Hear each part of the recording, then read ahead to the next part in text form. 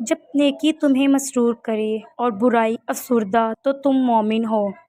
بھلائی کی خواہش برائی کی خواہش دبا دیتی ہے۔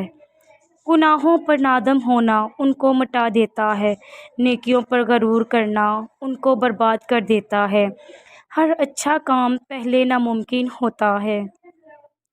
تکبر اور غرور نیکیوں کو برباد کر دیتا ہے۔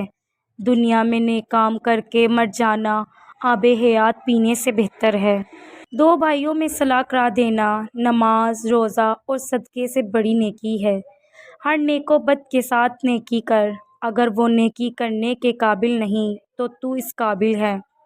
اسلام میں سبقت کرنے والوں کو 30 اور جواب دینے والوں کو 10 نیکیاں ملتی ہیں۔